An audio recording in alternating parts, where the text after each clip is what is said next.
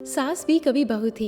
एक पिता ने बड़े ही लाड प्यार से अपनी बेटी को पाल पोस कर बड़ा किया। सर्वगुण संपन्न होने पर पिता ने अपनी पुत्री का विवाह कर उसको विदा भी किया। विदाई के समय जब पुत्री ने पिता का आशीर्वाद लिया तो पुत्री को गले लगाते हुए पिता ने कहा, बेटी, हमारी रीति ससुराल में नहीं चलेगी। वहाँ के तौर तरीके पूरी तरीके से अलग होंगे। इसलिए ससुराल में बड़े बूढ़ों के पास बैठकर उनसे सीख लेना। बेटी जब बहू बनकर ससुराल में पहुंची तो उसने देखा कि उसके पति के अलावा घर में उसकी सासू माँ और एक दादी सासू थी।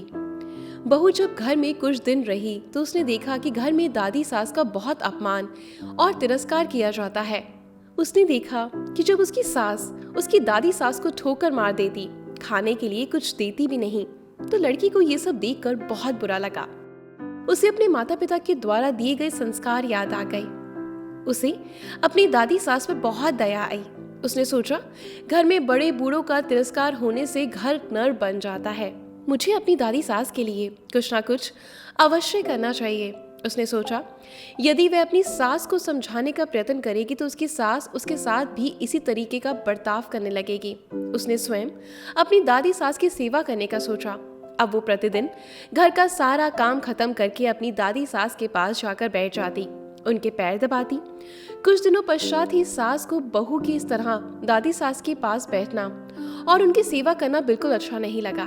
एक दिन सास ने बहू को बुलाया और उससे कहा, बहू, तुम घर का काम छोड़कर सदैव दादी के पास जाकर क्यों बैठ जाती हो? बहू को ये सब पता था कि एक ना एक दिन उसकी सास ये प्रश्न उससे अवश्य पूछेगी। बहू ने कहा, माँ जी, मैंने घर का सारा काम समाप्त कर दिया। यदि फिर भी कुछ बाकी रह गया है तो बता दीजिए। सास बोली, काम तो कुछ नहीं है, परंतु दिन भर दादी सास के पास बैठना अच्छी बात नहीं। बहू ने सास की बात को बड़े ही ध्यान से सुना और उससे कहा, माँ जी, मेरे पिताजी ने सदैव मुझे यही सिखाया है कि जवान लड़के लड़कियों के मध्य कभी नहीं बैठना। बहू ने बड़ी चतुराई और शालीनता के साथ उत्तर दिया, माँ जी, दादी सास कह रही थी कि यदि तेरी सास मुझे गाली नहीं दे, ठोकर नहीं मारे, तो मैं उसे सेवा ही मान लेती हूँ। बहू की बात सुनकर सास ने बहू से पूछा, क्या तू भी मेरे साथ ऐसा ही करेगी? बहू सास के इसी प्रश्न के इंतजार में थी। बहू ने कहा, माँ जी, मुझे पिताजी ने बड़ों से घर के रीति रिवाज सीखने को कहा था। यदि घर के रीति रिवाज बुजुर्गों की अपमान करने में ही है तो मुझे भी रीति रिवाज अवश्य मानने पड़ेंगे। बहू का उत्तर सुनकर सासू माँ को अपने भविष्य की चिंता सताने लगी। उसने सोचा, जैसा व्यवहार मैं अपनी सास के साथ करूंगी, मेरी बहू भी वही सीखेगी और फिर वो भी मेरे साथ वैसा ही व्यवहार करने लग जाएगी। सास अब दिन भर इसी बात के विचार में रहती।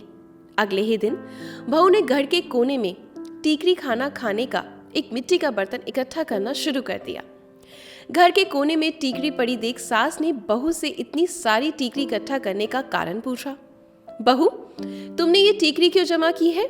बहू ने बड़ी विनम्रता के साथ कहा, माँ जी, आप दादी सास को टीकरी से ही भोजन देती हैं, इसलिए मैंने सोचा कि बाद में टीकरी मिले ना मिले, इसलिए अभी से आपके लिए टीकरी जमा कर देती हूँ। बहू का उत्तर सुनकर सास बहुत घबरा गई और उसने पूछा, तो मुझे टीकरी में भोजन परोसोगी क्या? बहू ने कहा, माँ जी, मेरे पिताजी ने कहा था कि यहाँ के रीति रिवाज वहाँ नहीं चलेंगे। वहाँ के रीति रिवाज पूरे तरीके से अलग होंगे। अब जो यहाँ की रीति है मुझे वैसा ही करना होगा। बहू की बात सुनकर सास ने कहा, ये यहाँ की रीति थोड़ी ना है। ऐसा करो, तुम अब दादी सास को थाली में भोजन दिया करना।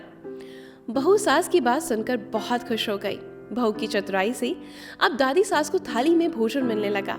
बहू ने देखा कि घर में सबका खाना खाने के पश्चात बचा हुआ खाना बूढ़ी दादी सास को दिया जाता है। बहू के इस तरह खाने को देखने पर सास ने पूछा, बहू, क्या देख रही हो? बहू ने कहा, सीख रही हूँ घर में बूढ़ों को क्या खाने को दिया जाना चाहिए। बहू की बात सुनकर सास ने घबरा कर कहा, बेटा, ये तो घर की कोई रीति थोड़ी है। कल से तू दादी सास को पहले भोजन दिया करना। बस अगले दिन से दादी सास को एकदम से बढ़िया भोजन मिलने लगा। धीरे धीरे बहू ने सास की सारी आदतों को बदल दिया। यदि बहू अपनी सास को उपदेश देती तो उन्हें बड़े बूढ़ों के साथ इस तरह का व्यवहार नहीं करना चाहिए, तो सास उसकी बात कभी नहीं मानती। इस तरह आज की युवा पीढ़ी को चाहिए कि अपने से बड़ों से बहस करने की नहीं, बल्कि अपनी सूझबूझ से काम लेना चाहिए। ये कहानी हमें सिखाती है कि हमें अपने बुजुर्गों का आदर सम्मान करना चाहिए। कल को हम भी इसी दौर से गुजरने वाले हैं और हमारे साथ हमारी बहुएं ऐसा ही बर्ताव करेंगी जो हम आज जैसा करेंगे। कहानी पसंद आई हो तो वीडियो को लाइक कर दीजिएगा, और अगर आपकी ज़िंदगी से भी कुछ ऐसे ही जुड़े किस्से हैं तो हमारे साथ साझा ज़रूर करिएगा कमेंट बॉक्स में। मैं ज़रूर आपकी प्यारी सी कहानी हम सबके बीच लाना पसंद करूँगी। और अगर आपको मेरी आवाज़ और मेरी बताई हुई कहानियों में थोड़ी सी भी दिलचस्पी होती है या अच्छी लगती है, चेहरे पर मुस्कुराहट आ जाती है या फिर आप कुछ सीख कर जाते हैं, तो वीडियो को लाइक और शेयर ज़रूर किया करें। इंतज़ार करिएगा अपनी ईशा का कल इसी वक्त। धन्यवाद।